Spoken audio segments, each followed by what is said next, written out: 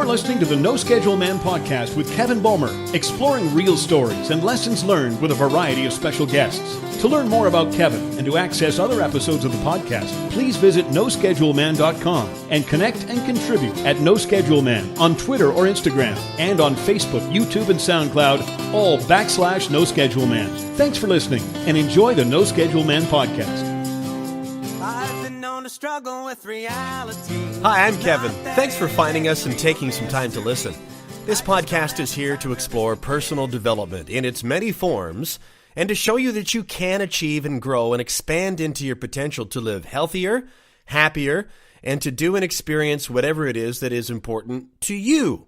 And we do that by discovering and sharing the stories of real people who have done what I just described. And we find out, how did they do it? What struggles did they have to overcome? How did they know what steps to take next? And today's guest has some incredible stories to share about personal transformation. Real quick, before we get to that, I want to let you know I've got a new personal development website up and running. It's called ChooseHopeLiveBetter.com. Now, it's still in its really early stages, but I invite you to keep an eye on it. Look for a new email newsletter full of resources before long and lots of other content related to personal development. So please go and have a look and let me know what you think. It's at ChooseHopeLiveBetter.com. I've also finally begun to put little videos up on my YouTube channel. There are a couple of them there now, a couple new ones, at youtube.com/NoScheduleMan. I'm having a lot of headaches with the technical part of it so far. So the videos are pretty basic and humble, but it's a start. There's a new one there now called Wonderful, let me say that again. Wonderful, How to Be One of the People That Makes a Difference, where I tell a quick story about a guy named Mitch. He's a guy I know that I see at the gym that I go to. And I tell the story of how his greetings always make me feel good. It's only about 3 minutes long. Go have a look. And if you like it, I'd love to have you as a subscriber or for you to share it with somebody that you think that might like it. So thank you for that. YouTube is indeed a terrific resource. It's where I found my most recent guest, Kevin O'Hara from Alcohol Mastery, who was in episode 11. I invite you to go back and listen to that from this podcast. And YouTube is also how I was first introduced to today's guest, Jason Stevenson. Jason is the founder of RelaxMeOnline.com, and he's been involved in the meditation and relaxation healing field for the past 15 to 20 years. Having come from a musical background where both his parents were professional musicians, Jason understands the importance of music and its healing capabilities as well, and that's a big part of what he does. In fact, this didn't come up in our conversation, so I wanted to mention it here because I think it's really neat. After Jason attended a 10-day monastic retreat at the Nantian Temple in New South Wales, Australia, he was asked if he would like to perform in a Buddhist song contest in Taiwan. Well, he accepted that invitation. He performed on stage in Taiwan, and he won an award in an international Buddhist song contest. So combining his love of music and his love of meditation, Jason really knew or was getting the feeling then that he was on the right path. So a little bit about Relax Me Online now. Well, that site specializes in guided meditations, affirmations, music for massage, meditation, Reiki healing, yoga hypnosis, brainwave entrainment, binaural beats, and New Age music, among other things. You can do as I've done and access an incredible assortment of free resources on Jason's YouTube channel and get a feel for what would be the right fit for you. But either way, I think that the best place to start to get introduced to Jason is to go directly to RelaxMeOnline.com. Now, more recently, Jason has opened up his MeditationMasters.tv website. It's a platform where anyone can learn meditation, regardless of your level of experience. Jason describes Meditation Masters as a safe corner on the World Wide Web where you'll recognize that you are the master of your own life. You can go there and start a free trial and begin to learn meditation with Jason on a safe and friendly online platform. He adds new content, which is unique to that program, and puts new stuff up there every single week. Go have a look. It's Jason's hope that Relax Me Online and Meditation Masters TV will assist others worldwide to relax. We all need to do that. And to achieve their dreams, begin to meditate, and seek and find the love that's already within us all. Well, I can tell you unequivocally, It certainly has helped me. In talking with Jason, we cover a great deal about his personal story, some of the troubles he overcame from a certain part in his life, and how he emerged into a better version of himself than he was before. We also talk about how Relax Me Online came to be, how he got it going, what some of the challenges were, and how he overcame those, and how that's translated into what his life is like now. Some key things that came away from this discussion. Well, number one is the idea of giving and contribution. Jason mentions the idea of giving a lot. And this is proof, a great example, that you can do what you love and still make a living, a good living of both financial reward and of contribution. As Wallace Wattles suggests in his landmark book, The Science of Getting Rich, that you achieve a full life by coming from a creative plane rather than a competitive one. Jason's journey is proof of that, I think. There's much more to being rich than money. What good is a lot of money if you don't like who you are? The spirit of giving has certainly served Jason well. It's something to keep in mind as you listen through this podcast and go forward in your journey. Number two, struggle and challenge. Friends, we all take our turns, and when we do, it's easy to feel as if it's just us, that we're the only ones having a hard time, that there must be something wrong with us because of it. But it's also a great opportunity for transformation. Don't forget that many of the people that we admire and look up to have also gone through incredible challenges. It's what you do with it that matters. And three, and this seems to be becoming a running theme with this podcast, and it comes up again here. You do have the power to change. When you go through struggle, you're faced with a choice. You can choose to have a victim mindset, or you can empower yourself and be brave enough to try and forge ahead in a new way. But you can change. Just listen to Jason's story for proof of that. Wow, it's a great story. So here is my conversation with Jason Stevenson from relaxmeonline.com and meditationmasters.tv, starting with me having asked him about a couple of his very recent YouTube videos where he has shared his very recent dream and intention of acquiring an RV camper van and traveling around Australia. We started by me asking him how that thought came about. Enjoy. Well, I've got to tell you, Kevin, I think for many, many years, I've wanted to get into a motorhome and go. I've seen motorhomes so many times. My grandmother had a motorhome. My grandmother and grandfather, they were really into it. So they had a motorhome. And so it's probably been there for so long. And of course, travel's been there too, because I was fortunate enough when I was a child, probably about 8, 9, 10 years old, Mum and Dad took us around Australia for 6 months. We took time off school and went around Australia. And I think since then, I've had this love of being in the outback, being in the country, being in really peaceful, beautiful places. And so it's just so happened now that I'm in a fortunate position now that with my work that I can work around the country with a laptop and a microphone and work anywhere. So I thought, well, now's the time. So here I am. I'm going to get this RV, and I hope within 2 months' time, I may be on the road. I'm not saying that I am giving, I'm throwing in the house at the moment. I rent at the moment, so I'm going to hold on to this just for a little while, just to see how things go. But I'm going to go away for long periods of time and then come back and then go.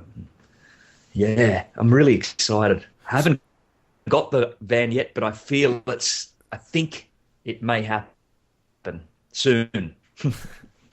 The traveling around sounds like it's something that reaches back a long way for you. How recent was it that spark went off where you thought, okay, this is now a front burner thing for me? I've been watching a few YouTube videos of people doing it across the States, actually. There's one guy named Adam the Woo, and he's traveling across the country. He's given up everything, his old life, and he's on the road 24/7 now, filming, I might say 7 videos a week or something. I won't be doing that, be assured. But so I'd say within probably within the last 3 months, it has, yeah, since coming back from Bali as well, the more I travel, the more I realize that I want to keep traveling. I need to get this out of my system. Well, but it's an always evolving process, isn't it, Jason? That where it's interesting how the one light goes on, and once you've embraced that, then another goes on, and I'm not quite sure how to form that into a question, but that it's a really interesting balance, I think, between being very present and grateful and settled in the moment, but also excited to take on that next bit of development. For sure. I hear what you're saying there, and it is always, that we've got to do our best to be grateful of the present moment. And I think in being grateful of every present moment, or as much as we can, then it seems to be that we get into this flow, into the flow of life. And then as you're talking about sparks, things then, ideas generate and things well up in our hearts. And then we go with that flow and wherever they take us. And I think that's what's been happening a lot of late. I feel like I've been in a flow more so the past year than maybe I ever have been in my life. I mentioned that. That's a big call, but... Well, I mentioned that article that you wrote. It's called The Law of Attraction for anybody that wants to go on to relaxmeonline.com and just put that into the search and you'll easily find it. It sounds like from that, your 40s have really been transformative. And it sounds to me as if you're coming out of your 40s in much more of a flow than you went into your 40s. How fair is that to say? Oh, that's a huge fair call. That's a true call. Yeah, I went into my 40s, to be honest. I was still running scared, running. My 30s were a mess. So I was just, when I went into the 40s, it was really a healing process, the 40s, I must say. 30s were pretty messed up with, got on the wrong side of life, into drugs, sexual promiscuity, it was a real mess. It affected my health. It affected my relationships. It affected my jobs. It affected who I was.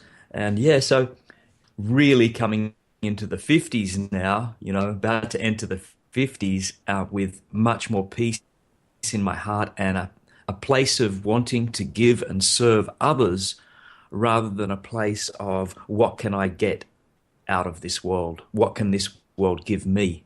Because that was my attitude previously, in my 30s especially. What was the turning point or turning points, Jason?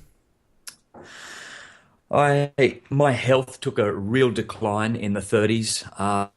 I really got heavily into drugs, and I knew, Kevin, that if I would have kept going the way I was going, I began to suffer anxiety as well, a lot of anxiety attacks, panic attacks. My health took a real decline, and I was a mess. And I knew that if I kept going, and the doctors told me, made it very clear, if I kept going, I won't be alive. I won't make it.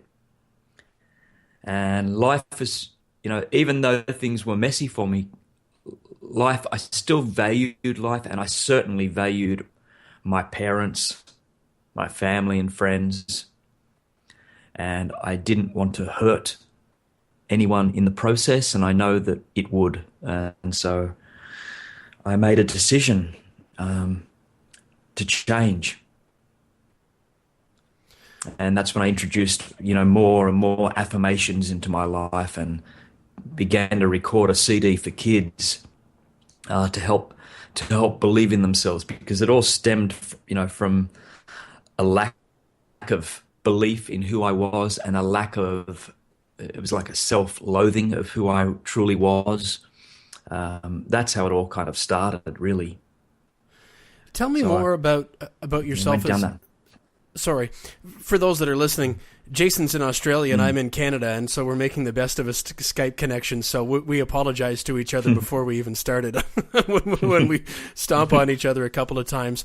It sounds like you grew up in, is it fair to say, a loving home and a somewhat creative and musical environment? Absolutely. I have the most beautiful parents, the most giving parents, and creative family. You know, my parents were both musicians. My dad is still an artist and a successful artist in South Australia. I had everything, but there was absolute not a within me. There was something that just didn't like who I was. I grew up. Eventually, I had in regards to sexuality, I lived a straight lifestyle. I had girlfriends and everything, but then came out actually when I was 29, and hence the sort of the mixed up, you know, and hence I guess the beginning of drugs, because it was a freedom thing that come along with it. And so I thought, okay, yeah, I'll experiment with this, and yeah, that's where it just took me right off the rails. So yeah, I had everything, you know. I just had beautiful family and friends and my two brothers, but just this lack of belief in myself, and yeah, it's amazing to me across all culture, and I'm certainly not qualified, I guess, in the traditional sense to be able to offer this opinion. It's just my somewhat uninformed opinion, but take it for what it is. It's amazing to me, Jason, from my point of view, how common that is across cultures, across the world, of the percentage of us that grow up having no real sense to even think to look at self-love and acceptance as something to even try to recognize, let alone embrace. And thank goodness we have people like you that are helping to turn those lights on. But boy, it seems like, do you think it would be fair to say, Jason, that there's so many of us that we start to ask the questions after we've been through a certain amount of pain? And yes. And then those of us that are lucky are able to turn and start to ask the questions. So maybe talk about that turning point where the light did go on for you, where you were starting to look inside yourself. What was that like? You know, I remember cleaning myself up. I was doing I sort of swung the pendulum the other way and went through a lot of natural therapies to detoxify my body. And I was doing this program called the Gerson therapy. I don't know if you've ever heard of that, but No. It consists of lots and lots of juicing, of organic juicing, and coffee enemas, would you believe? And anyway, in regards to this, it wasn't for me. It actually, I lost a lot of weight, and anyway, but a part of that was the fact that whilst I was having these enemas, I would use this time to meditate and to listen to positive, uplifting programs. It was this peaceful time. So it was like a cleansing of my body and also a cleansing of my mind at the same time. And I remember watching The Secret, and I'm sure you've probably heard of that movie. And there was just a certain few lines in a section of that video that I watched over and over and over again. And it would always inspire me and uplift me. And so when I would finish with all the anima and stuff, I would go down to the beach with the dogs, go running, and I would begin to yell out affirmations. I am living here in vitality. I am well. I am at peace. I am healthy inside send out. And I mean, I was shouting these affirmations down the beach. You know, had the beach to myself, so it was easy to do that. And initially, of course, I really didn't believe in that. I was still shouting them out, but I thought, what am I doing? Who am I trying to kid and that? But I kept going. And funny enough, day after day, week after week, month after month, things started to began to settle down and fall into place for me. And I guess it was through this sort of healing myself that I began to realize that I wanted to give to other people, and especially I wanted to give to children, because I wanted them to know that if they're going through any rough times, or if they feel alone, or if they feel isolated, or if they don't believe in themselves, to begin to start at their age rather than leave it to when you're an adult and having to go through pain and mess. So that's how it all began to change for me, Kevin. Well, and so the things that you're doing, and you offer several children's meditations through your site and other products like that, addresses partly what I was talking about, I think, a few moments ago, and I guess that tells me that we're on the same page to a certain extent, that we still have a long way to go in terms of teaching each other and ourselves maybe how to embrace ourselves, how we are, and to accept and rejoice in our uniqueness. And I was going to ask you about, through the process that you just described, as best as you can recall, Jason, because you just described what sounded to me like being in a pretty dark place. What do you remember, and how did it feel the first times that you could recall realizing that you were actually content and happy?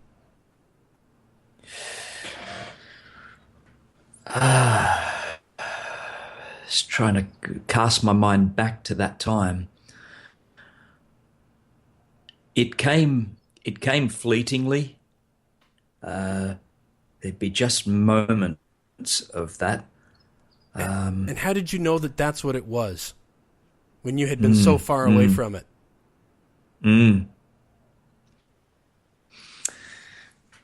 It might have been possibly some feedback that I got, possibly even from some of the giving when I was giving. Because my confidence was really shot to pieces. And, you know, it could have been just even simple things of talking with friends and someone saying, you know, you're doing good, or you're looking healthier. And when people would say that really helped me too. You know, it's people believing in me, and, you know, you're looking better, you know, and then of course when people begin to say that, then it was a confirmation for me that I was doing the right thing, that things were going okay, and it began to build upon that. And it was also there were moments. I'll tell you another thing that helped me out too was my singing. I do plenty of singing, and singing would always help me. If I had really down days, I'd get in there and start singing, and just through that emotional release of singing, it helped me elevate my mood, and I felt, you know, more powerful. And this is singing just at home, you know, in the lounge room with my two dogs. And yeah, it helped me. That helped me. And it all come in a feeling of, you know, feelings more of peace, of being content, of being present in the moment, and no more fear of the future, and no more concern of the past now, of moving forward, and just being, it was these moments of present, being in the now, that, you know, I began to embrace more. I began to embrace being in the present moment, and just moment by moment, it helped me through. It's interesting to me. I think that if I've got it right, a lot of the seeds were planted in interest in meditation and some of the other things that you have so well developed now in the last many years were still part of your life even back into your 20s. Is that correct? That is absolutely correct. I mean, so there were still parts of that were a part of you, and yet it sounds like you were able to find your way back to that, but your path was, there were going to be a few forks in your road through your 20s and 30s. From your late teens and into your 20s, what do you recall that you thought maybe you wanted out of your life at that time, before things really started to get messy? Yeah. That was all those times were a really good time for me. I spent a lot of time on my own, but I was content with that, and I was content in my space. And I had always wanted to be a singer, actually, and I was doing that. I was performing around Sydney, around the clubs, and got to sing overseas, and felt in the zone there. And meditation actually came into my life in the early 20s. I was going through some counseling, and my counselor said to me at that time, the early 20s, I was suffering a little bit of anxiety. It wasn't too much, but it was just something that I went to see a counselor about. And she said, she recommended me a book, and she said, I recommend to get back into meditation. Now, I had done some meditation, Kevin, when I was 16. I just attended a course with my mum. My mum invited me into a course, and so I attended this course, but kind of left it at that. Didn't go much further into that. And it wasn't until my early 20s that I began to meditate more and get into it.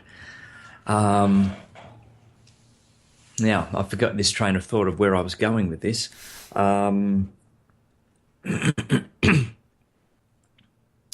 Let's go back.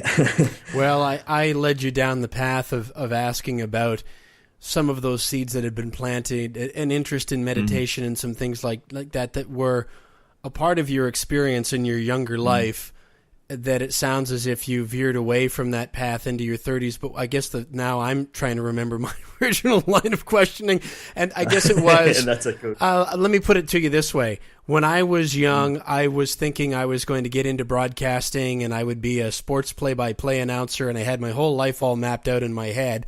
And I got into that industry, and I had some initial success, and then all of a sudden life started to happen, and that's where I started to find things kind of get messy, and then next thing you know, 20 years goes by, and you start getting to where we are now. For you, what was it that was maybe in your mind, if there even was anything in terms of a path of, I want to be this, or I want to do this for a living? Definitely. What did you think your life was going to be like, or that you hoped it would be like? Yeah. Definitely, I'd say music and singing was the biggest thing for me, because I found music, when I sang, that was a giving within itself. I could easily connect to my emotions, and so it was a good thing for me, and it was a good thing for the audience. It was a win-win for me. So singing was something that I really, really wanted to do, and I began to do it, and recorded a few singing CDs and teamed up with some great songwriters and musicians, and I think that could have been another thing that led me down to a darker path too, is because that collapsed. It sort of started to fall apart in when I was in my early 30s, and a few things just didn't take off, and the songwriter I was working with at the time, upped and left and went back to London. We'd just recorded a CD. We'd put a lot of energy into it, and everything just it all just fell apart there. So I didn't probably deal with that in a really good way, a healthy way. And that's where it began to fall apart. So did that collide then at this, it sounds like it intersected with the time in your life where you were really struggling with your own identity and embracing that, or maybe not embracing it, hence it sounds like it was a big storm that went on for about a decade or so. Exactly. That all that sort of really did happen around the same time. A lot of it was, the coming out and then the thing collapsing and the CD, collapsing, and not the CD itself, but the actual yeah, our relationship, our working relationship with the music fell down, and he went back. So I knew that that chapter was over. And then there was nothing, no music, no nothing. And so then it was just like, well, what's all this about? I put I put years and years into this, and now it's nothing. And yeah, definitely, that was a big instigator. The whole thing together of my personal life, my professional life began to crumble.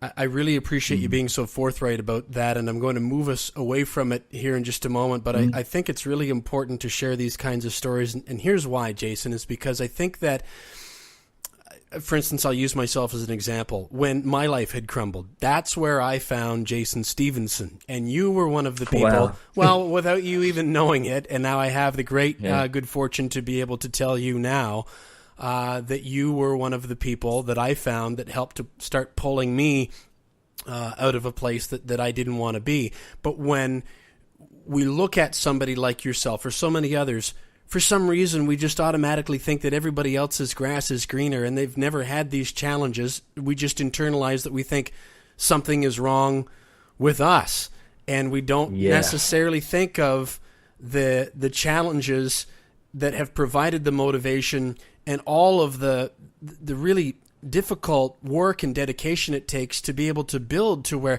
you didn't get to be someone who had closing in on 300,000 subscribers on YouTube overnight. I was with you before the 100,000 mark, but you got from that mark to where you are now. At the time of this recording, you're around 276 and change. That seemed to happen quick, but it's important to know we all have stories, right, Jason? We all have things that we've got to come across, and I hope that people will accept that about themselves with some love toward themselves to realize, gosh, you don't, we think we know, but we don't know. I don't know a whole lot of people whose path has been completely smooth. Do you?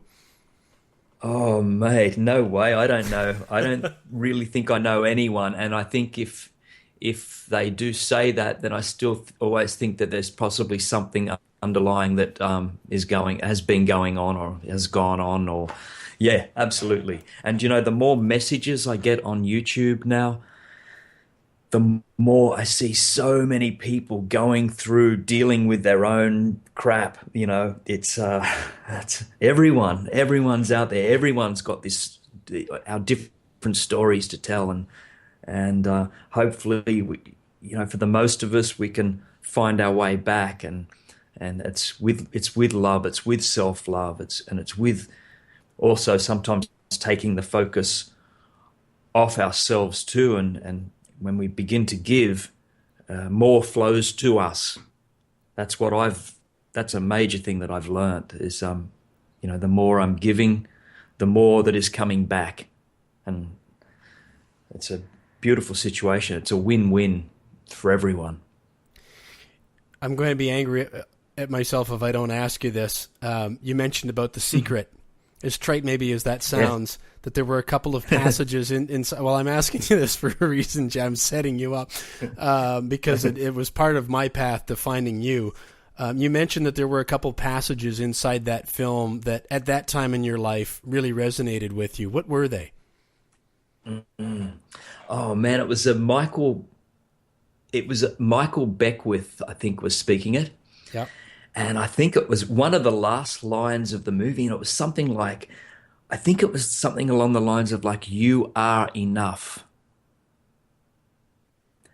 And I'm pretty sure that was one of them. It was something along that line. I think he said a bit more than that, but it was, that you just being you is enough. And so it was this thing of this self-love thing that hit me with that. It was, I am valuable. I do have a lot to offer. He said some beautiful things, and Oh man, there was a lot actually. And what's, oh, man, I forget the other guy's name with the, my mind's gone blank.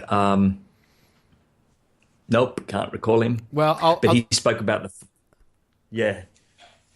Sorry, there's one of You're going to give me some names? Well, there are a whole bunch of them, but I, at a certain time, I actually went and I signed that film out of the library. And I remember Jason feeling kind of silly doing it, but I put it on and I thought, well, I'm not happy with how things are. So I'll watch this. And among the things that I was struggling with at the time, I've always been allergic to a lot of things and have had problem skin and was having horrible trouble with eczema and redness and itchiness and just sometimes to the point where I could hardly move. Bob Proctor had a part in that's that. The one. Is he the one? So there's a moment in that film, Jason, where he said, and I'm paraphrasing, but he said, we think of things as solid matter, but they're not. Everything is energy. And then he held his hand up and he said, if you look at your hand, you'd think of that as a solid mass. But in fact, if you had a powerful enough microscope and you put your hand under that microscope, what you would find is this vibrating mass of all these cells, this energy, at an incredibly high speed of vibration. That it's not a solid mass, it's energy. And energy's changing all the time. And for some reason, that reached out of the television set and grabbed me, and I thought, that actually makes sense. Because the paradigm that I was working on was, I am the way I am. What's in my genes is in my genes. I can't change. I have to have medications and prescriptions and all of these kinds of things. But for me, that was the start of, I thought, maybe I can change. And that's part of what led me to start looking at other ways to try to change, as what Bob Proctor would call the vibration that I was in, which led me to a video called Om Mantra with Theta Binaural Beats, Sacred Chanting for Deep Meditation, on a YouTube channel by some guy named Jason Stevenson, with music by a guy named Christopher Lloyd Clark. I put that in and I didn't even know what I was doing. But I knew that something good was happening to me. And that is a video that was put on your channel in March of 2013. Wow. Yeah. That was the very beginning. That was the beginning days. Yeah. Well, that was how I found you. Wow. That was the first one. Damn. What is it about something like that Om mantra, and am I saying this correctly? Binaural beats? Is it binaural? Yeah, sure. I struggle with that, even saying that correctly myself. So, yeah, you're doing well there. What is it about that combination that it's impossible for you to answer? What did I feel? But I feel like James Earl Jones in Field of Dreams. What did I see, Ray? What did I feel, Jason? Why did that resonate and make me want to come back? Wow. Well, first of all, he creates amazing music, and that's what attracted me to his work. Christopher Lloyd Clark is just amazing, beautiful music. But a combination of two things. Well, first of all, the binaural beats. I first discovered binaural beats just purely by accident, just like you. I remember putting on headphones and going outside and listening to these pure beats just with rainfall, I think. And I remember myself sinking deeper and deeper into the lounge, and it was just like, whoa, this is so awesome. So just the beats themselves with the rainfall was amazing combination. It helps relaxation because it was taking me into that, that theta state, which is like a meditative state. And of course, with the Om, the vibrational Om sound, Om is like the sign for the universal energy of, just even the shape of the sound, the ah, that's almost like a connection can be a connection with the word God or even Allah or whatever. So it's it's a spiritual connection to that vibration, that sound in itself. So you've got a combination there, of the binaural beats and of the connection of the Om mantra and of his sort of beautiful string parts going in and out. That's a powerhouse of a recording. Well, You got the benefit of that. and I didn't know, and I still don't know what I'm doing, and I didn't then, but it got me started. And I mentioned earlier in our conversation that there were some signs earlier in my life. I remember buying a book called 8-Minute Meditation. You mentioned a few moments ago that in your 30s you were having anxiety and panic attacks, and that's something that that also plagued me. And again, without making a big story out of it, I was doing the things that I thought I was supposed to be doing, and I didn't know that I wasn't happy. But I did know enough to think, okay, I'm going to try to get some regular exercise. I've heard meditation is good. I'm going to buy a book. Of course, I didn't really stick to it, but kind of came back to it, and it was the video that I just described that hooked me into your channel. And so I had this idea, Jason, that meditation meant I had to sit on a pillow, cross-legged, with my thumb and my middle finger touching or index finger, and that was what weird people did. And that if I was going to do that, did that mean I had to be a weird person? But then I came across another, and I'm saying that for the benefit of people that are listening that maybe are having the same thoughts. Sure. One of the very next ones that latched me in was a guided meditation with your voice that I quickly realized, wow, okay, so I thought I had to just sort of sit there and everything was quiet, but I'm finding that for me, having the sounds and then with the voice taking me somewhere was beneficial to me. And I thought, well, better that than nothing. There's one of the many videos that you have offered. There's one called Ideal Life. It's about 15 minutes long, and that was one of the first of your guided meditations that I latched onto, and I wouldn't even hazard a guess, Jason, how many times I've sat with that in my headphones, and that your voice has taken me onto a journey of meeting myself down the road. Why is or why can be a guided meditation so powerful for some people like myself? Guided meditations can help us when you know how we experience lots of thoughts, okay? There's lots of thoughts going on. And you see, if we just do a silent meditation, then the thoughts are really, really pronounced. We've sort of got nothing else to go off there. We're not listening to anything. We're just observing our thoughts. So silent meditation can be quite difficult, especially for when we begin meditation. Really difficult, and people give up and say, "I'm doing something wrong. What am I? All is happening is just thoughts coming and going, coming and going." Now, with guided meditation, it's giving us something to do first, and that is to listen. You're listening to the voice. The voice is helping you to remind you to breathe, to come down, to if a thought comes by, just allow it to drift by. Don't try and force anything.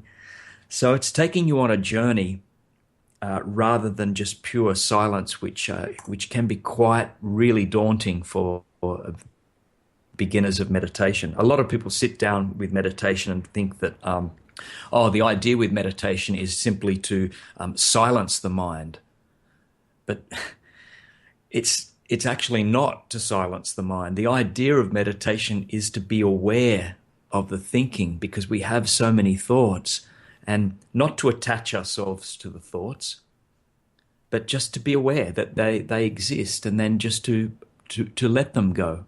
And in doing that, our mind can begin to slow down, but we will always have thoughts there.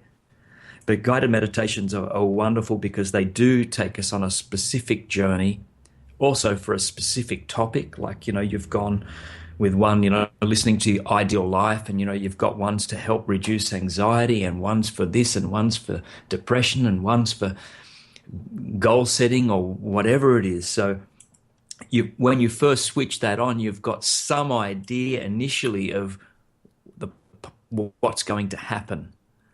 And I think that's a really good thing for, not just beginners of meditation. I still use guided meditations myself. In fact, there's one I use, and I don't listen to my work at all. I rarely listen to it. I just become super critical. But there is one that I've done called the Surrender Meditation, and it's one of the only ones I can listen to for some reason. Maybe it's the message for me. It's just a reminder for me to keep letting go, letting go, letting go. So it's powerful for me too. So it's beautiful, yeah. Well, I was going to ask you if there was, to what extent there would be a benefit for you from your own work, but what you've just described makes perfect sense. And I was wondering about, while you're putting together your spoken part of the meditations that you offer, how much, if any of it, is able to be of benefit to you, hearing yourself deliver those sounds that are so soothing to us, or is it more a case of, you're in creation mode and you're trying to really put something together, and that, part of you, I guess, would have to be into that state, otherwise your voice wouldn't sound so comforting and welcoming. But at the same time, I'm guessing, Jason, you've got to be really focused mentally on making it how you want it to be.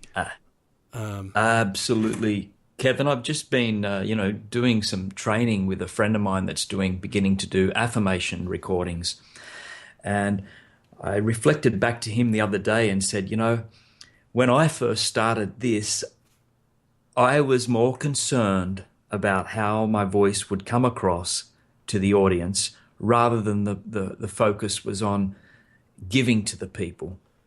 And I said, so I'm going to save you a lot of time here. Forget about how you sound and make an intention before you begin these affirmations of what you want to give the people, what you want to give to your listener. And so my meditations now always consist of, a little bit of a ritual before I begin, and just a silent moment of what do I want to give today? And when I get into that zone, word by word that I speak, it helps me to be there in that present moment, and it actually becomes like a meditation for me within itself, of delivering that meditation. It's a beautiful thing. Part of the reason why I wanted to ask that, you mentioned, for instance, when you saw a couple of those parts in The Secret, which directly or indirectly led you to running down the beach, shouting affirmations to yourself, even though you didn't necessarily, or weren't necessarily bought in all the way. I got to the point where I was listening to affirmations from you and others, and I got the idea one day that I would record them in my own voice and then put them on the computer and then into my iPod, and found it incredibly powerful, I guess is the word, to hear those empowering thoughts and phrases spoken back to me in my own voice. Does that make sense? Oh, that makes sense. Absolutely, that makes sense.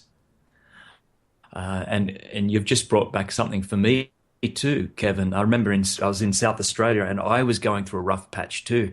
And I'd been listening to Louise L. Hay affirmations. And I decided to put some affirmations just like you on my little iPod at the time, and would listen to them as I was going to college. And yeah, they were damn powerful. That helped me to begin to, believe in myself and to take back what's mine. And yeah, I think it's more powerful if we can speak them ourselves. I don't know. I think it's got more power to it. Well, yeah, and if you don't want to do the recording, even write them up on your mirrors, and stick them in your cars and speak them out loud to yourself.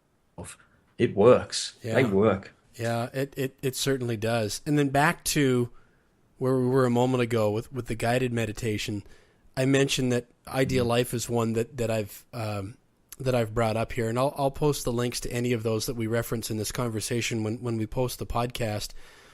Two things on that, Jason. I find that and everyone's different. I respond very well to coaching. So even at the beginning, when you're able to take the listener through a process of even just becoming aware of the breath and letting the body settle before we start to go on whatever journey we're going to go on, I find that helpful, and I offer that as food for thought to anybody that's listening to us now that's looking to get started. The other thing that I wanted to point out and to get your thoughts on is that although the recording never changes, because I keep going back to that's one of a few, I've never had the exact same journey twice. Do you know what I mean? Perfect. It's amazing to me. Yeah. Well, you encourage in that one for people to have to meet your future self, and then you allow for a time for a conversation to take place. I've never had the same conversation twice. I'm fascinated by that. That's perfect. That's a beautiful. So each time you do it is like a totally new experience for you. I like that. There are similarities, but there are, I think, we're not the same people today that we were yesterday. Yes. And so our perspectives change, and I find that really interesting. Another one that I'll bring up to you, there are a couple that deal with your inner child. And there was one that I went on that journey with you and came out of it just an absolute sobbing mess. Where, and it's been a while since I listened to that one, Jason, but it invites you to meet up with yourself as a youngster. And am I remembering right that the younger version offers forgiveness to the older version? These are incredibly powerful experiences of self-discovery. For sure, Kevin. I've with that, you're talking about like an emotional release there of past pain, and I guess with those two, there's got to be an element of caution in there, because for the most people, it's okay, and tears are emotional release is like a benefit of meditation. However, I just put up a video recently on a danger of meditation, and it's not a danger as such. There's nothing dangerous about meditation as such, but there is the thing that if for instance you were listening to that one and it took you to a darker place and lots of pain and lots of things surfaced and it didn't leave you and it kept going, then I could always say that sometimes we need help out of darker places, and that's where I'd say professional help is best to seek. But for the most part, the emotional release and the letting go is exactly that. It's healing. It's letting go. Well, it was, for me, reflective of some of the things that we've already touched on in this conversation, where it was illuminating to think, wow, I didn't even realize that was in there. I didn't even know that I thought that or felt that. And like you, for the first several decades of my life, it hadn't even occurred to me to turn and give the same love and attention to myself that I would so willingly give to everyone else, and that's powerful. But I've skipped over an important part, and I want to haul us back to how Relax Me Online came to be to begin with. And we've talked a little bit about your personal transformation, but if you would, Jason, what can you tell me about the initial seeds of the idea of you thinking, wow, I think I can contribute something with this, and how did you get started? Well, it first started, as I was saying before, I first started a recording with the children's CD called I Believe in Me. And I first sold that CD on eBay. And, one would sell here on one day, then a few days off, then another one would sell, then another one would sell. And I thought to myself, what would happen if I was to then make a meditation for adults? Would that sell as well? So then I created a guided meditation for adults, at this time still selling on eBay. And then, that would sell, then the kids one would sell, then that would sell, then the kids one. And then I thought, oh, well, I'll create another one. And this is how it all began to come about, that I thought, I could earn a living from this. I could be doing this to help people, but it's also helping myself as well. And I even had then people say on eBay, do you have MP3s of this? And I said, well, no, I don't. I just have the CDs. And then it sparked something inside, and I thought, I wonder how I could go setting up a site with just MP3s of my work. And that's how Relax Me Online was born. But even prior to that, I will tell you that I opened one up called Global Relaxation. And it was a failure. It didn't work. I invested quite a bit of money into it, but I think it was just a bit too advanced for everyone, even the people that were helping to build it. And so it collapsed completely, just finished. And I think I took about a year off, and then I began to build Relax Me Online myself. I built it myself. I learned how to do it all myself. And then, got people's help along the way and asked other artists to contribute to Relax Me Online. So it wasn't just my work.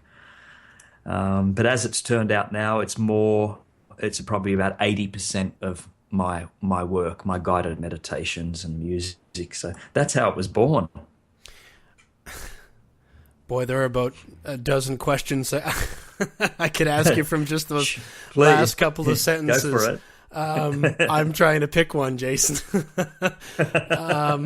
Well, because there's the act of the creativity, and to say, I'm creating guided meditations, and I've focused on that a little bit, but that's one of many other different things that you offer through Relax Me Online. We've touched on the binaural beats. We haven't talked about hypnosis, meditation music, or some of those things. But you had to get started with what am I creating? But then the whole idea of, you said you did it yourself and figured it all out. All that website coding, downloading, e-commerce, affiliate, like that can be a pretty daunting world to wade into, can't it? Yeah, I mean, right. The website that you see now has certainly evolved since I first began it. Oh my goodness! If you would have seen it when I first started, it was pretty pretty shoddy. But since then, I've had professionals come on and do it up. But I took it piece by piece. I found out how you got to deliver the MP3s. So they were stored on another server. I began to just piece it all myself. And of course, I used WordPress. And WordPress is fantastic for getting applications to help, with shopping carts and this and that. And so, yeah, I didn't know anything at all about building sites, but I was determined to get my work out there. And so I did it. Build it myself. I've referenced this same article a few times here. I'll post a link to it with this podcast, but in it, when you talked about this whole process, and you said that the eBay was just the beginning, and referring to the Relax Me Online store, you say in the article, quote, "For 2 years, not much happened, and then bit by bit it grew. I will tell you, at one point I was about to close it all down as it was costing me more than what was coming in. Thank goodness I didn't." And this is sort of part two to what we were talking about earlier, is that we look at people when we think that they're a success, and we think they've always been a success, and we're a failure because we're not as successful as them. But you were ready, according to your own words, to fold it all up. Why didn't you at that time? What tell you to keep going? I don't know. Well, because I'd failed, because the global relaxation had failed previously before that. And this was my time in building it, and I built it to a certain level, and I'd put so much work into it that, I don't know, it was like month by month. I thought, no, I'm going to keep going. I'll see what it's like next month. And then next month had come around, and, not much. I think even for the first 2 years, I wasn't earning virtually anything. I wasn't covering my costs. It was luckily I had other part-time jobs and So I just kept building it. And you know that saying, you've heard that saying, build it and they will come. And that was stuck in my mind. And I thought, I'm going to get there. It's an inner strength. It's something that I was tapping into, obviously, from some belief that this is what I'm doing now, and I'm going to get there. You knew you were on the right track, even though you weren't seeing the results.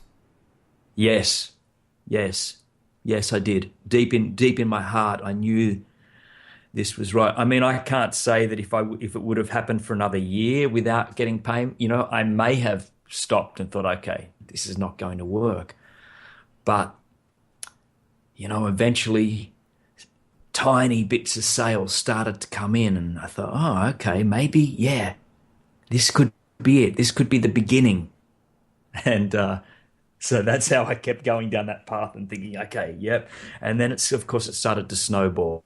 It started to come in more and more. And I thought, wow, okay, now it's happening. What do you think made it catch? I think it's a gradual build up over time of being in the search engine. So you can't just build something and then you're instantly seen by thousands of people. And even still, I'm hardly in the, my name might be in the search engines. That's probably why it's building up now through YouTube. But when you first start a website, it can take years of work to get the keywords out there. There's a lot to do with the keywords and getting the search engine optimization. So that began to work over time, and it takes time. It cannot happen in 3 months. It cannot happen sometimes in 6 months or even 12 months. But over time, if you keep writing some articles, if you keep contributing to your website, Google will notice it, and therefore they will push your search results up, and people will begin to notice your website more and more. So please, if I can say to anyone, if you're going through a hard time with anything to do with on the web and you feel like you're not being seen, just if you really believe it in your heart, keep doing it. Keep going with it. Because keep that saying in your head, build it and they will come. And it will happen. So you had to learn a lot. Now you're talking about keywords and Google searches and all of that kind of stuff, and that's actually a lot of some of the things I've been trying to learn about. But what about the reason for the site being there, the creations, the meditations, the music? How does one create a meditation product, and how do you continue to challenge yourself to come up with new material? Okay, well, a couple of things. Firstly, in regards to coming up with new material, I listen a lot now to what my subscribers want, and they are the ones that begin to steer the direction for me of what to do next. In fact, I get so many requests now that I have a list that I can't even get through in regards to ideas. So I will never run out of ideas. Thank you to my subscribers and listeners, because they're always coming up with, why don't you try this one? Or this sounds like a good meditation. So the possibilities of meditation are endless. I also have now, I work with a small team of people. I have some wonderful writers. So when I can send the writers my ideas and, dot points, and they string the words together for me. And they are really, I have this connection now with my writers, this wonderful connection. So when I read my scripts, I feel like almost like those words have come from me. That's our connection. It's an amazing, I'm pretty damn blessed to have some beautiful writers that know where I'm at, and I know where they're at. And so when I read their scripts, it's like an extension of me. Beautiful concept. And then I've got, the music comes last in regards to guided meditations. I put the music to it last. I don't even know what music I'm going to do and the spaces I'm going to use. I just begin to listen back to the guided meditation, and then I play it. And then I start listening to samples of music all over the place. And sometimes then something will just hit and go, bam, this is the music for that meditation. And I edit it away, and that goes in. So, yeah. It seems to me two things. The first one, from what you just said, when you have more than one person collaborating on a project and you have that sense of, I'll say, synergy, does that almost make it even more powerful in a way than if it were just from one person?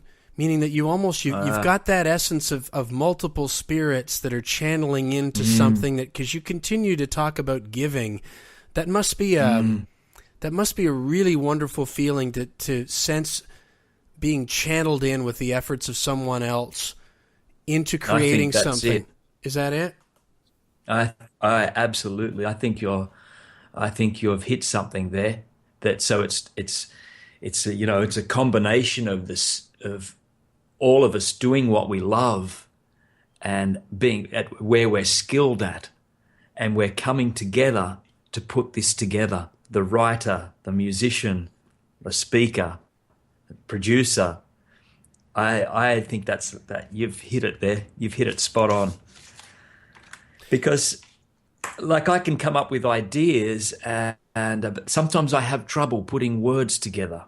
And so when my writer comes up and she so eloquently puts these words, and it's like, yes, that is what I would love to be able to say myself, but I just can't get those words out. But I think you're right there. I think it's a combination of different energies, and we're all coming together, and then it becomes a powerhouse of energy. There's the other thing that I was going to allude to there was, is it just my imagination, Jason, or in the last 12 to maybe even 6 months more specifically, have you been doing more of these little 3, 4, 5-minute videos that are a more of a singular experience where you are allowing us into your life?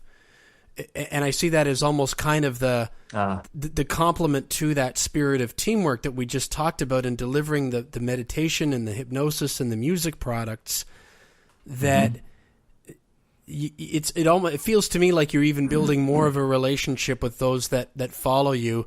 Like I surprised you off the start of our conversation by asking you about the RV. Well, that was because you let us in and said, this is what is going on in my life right now. It seems to me that there's been more of that in recent times than there was in the first couple years of videos. Yes. Is that fair?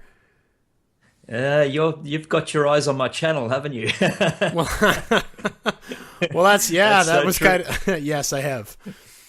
But I'm not, I'm not one of those crazy rabid, I know every single one that you've done, but I just know, in scrolling through it, I thought there's more of this than there was if you look over the first couple of years of video. And I think it's good, because I think it's a way for you to reach out and personally connect. Again, you're giving part of yourself to the people that are giving their time back to you. I'm really glad that you think that that's okay, because you are right. I didn't speak on a video until I think it was my 10,000th subscriber. I wanted to say thank you, and I remember doing that, and I thought, oh, that was pretty cool. I could do more of these. But yeah, in recent times now, I am speaking more.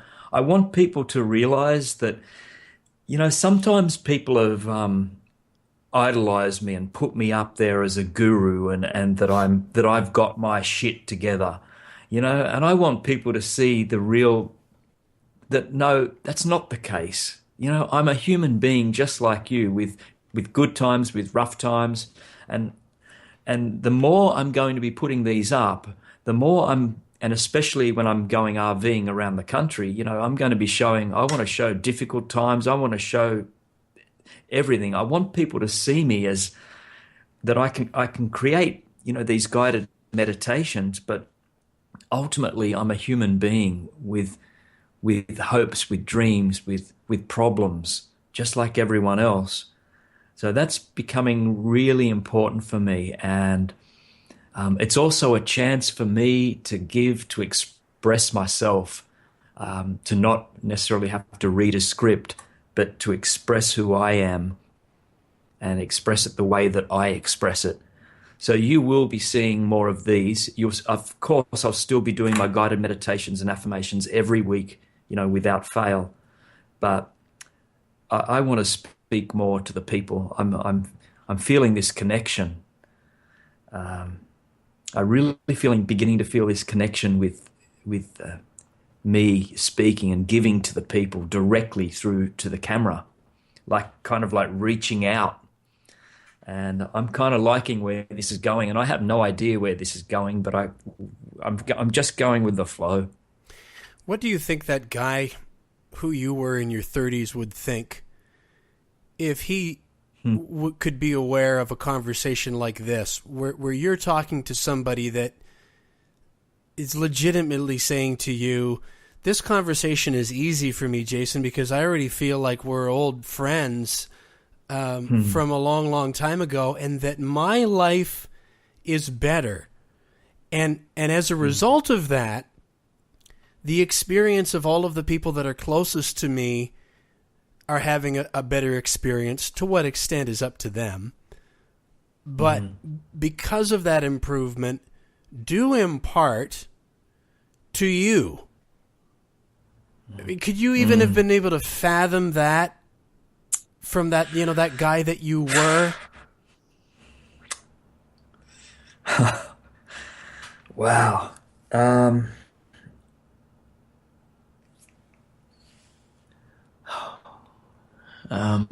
I don't know. I don't think so. I really don't think so. I wished I could have somehow been able to go there and say, okay, things are going to get really, really beautiful. Hang in there. And you're going to do it. You're going to get out of this, and you're going to help transform, maybe thousands of people's lives. I don't know if that person, that old Jason, would have believed that, but it would have been an interesting conversation to have. And isn't it interesting how doing something to feed your own soul and spirit, which when you say it that way almost sounds selfish, but when you do it in a way of giving, as you've described so many times during the course of this conversation, is so fulfilling both for yourself and for the people that you're reaching. It's almost completely counter to what we think we're supposed to be doing of growing up and having and acquiring and comparing. And could it really be as simple, Jason, as just be yourself and wish everybody well and understand that we're not all the same and there's nothing wrong with that, but we can still wish each other well. It must be incredibly fulfilling for you to be able to reflect on how far you've come. It is, and sometimes, I have to pinch myself and say, this is me now, and I'm living the life that I so desired to live, and I'm in this position, and I'm not under any. How can I say this? I'm not going to say that this will last forever, and nothing lasts forever anyway. But what it's making me do is to be so damn grateful of today, of this day. I don't know what's going to happen tomorrow, but damn it, I'm living today, and I can plan, and you can plan your dreams, you can do whatever it is, but just be grateful for this moment today as much as you possibly can. And I feel so damn blessed. It's not funny. I mean, sometimes, it's hard to understand, but my time has come, and I'm in the flow now, and it's purely not just about me. It is about giving to other people. And So I feel like I'm in the zone, and I'm very happy to keep being where I am at this point. You can find Jason at relaxmeonline.com or at meditationmasters.tv. If you go to Relax Me Online, you'll quickly find links to all of Jason's social media channels, including his YouTube feed, which at the time of this recording is closing in on 300,000 subscribers. I'm proud to be one of them. All of Jason's products, from meditations to affirmations to binaural beats, hypnosis, children's meditations, helpful blog posts, and more, are all available at relaxmeonline.com. You can also sign up for his free monthly newsletter there, and with that, you'll receive one of his best meditation MP3s for free, along with some other complimentary gifts along the way. And if it's meditation specifically you're looking into, go directly to meditationmasters.tv, where Jason offers a free trial, and for those who want to pursue it further, you'll see that it's extremely affordable to join in with Jason. I was surprised when I saw how little he was asking. You're going to get far more out of that. I want to thank Jason sincerely once again for taking the time to be a part of the podcast. It was a lot of fun to connect with him. As with Kevin O'Hara in episode 11 of this podcast, I felt as if I already knew Jason, and talking with him immediately felt like just settling in with an old friend. And I look forward to working with him again down the road and wish him all the best of health and success, as I do for you. As for me, I'd love for you to join me online at kevinbulmer.com or on my brand new personal development site, choosehopelivebetter.com. Have a look at that. And you can also find me on Facebook or Twitter. Just look for No Schedule Man and you'll find us. I'd love to hear from you, so drop us a comment there or on our YouTube or SoundCloud pages, and take a moment to subscribe at iTunes for more great personal development stories and lessons as we all grow together. Thanks again for taking the time to listen, and we'll catch you next time on the No Schedule Man podcast. Just a little deja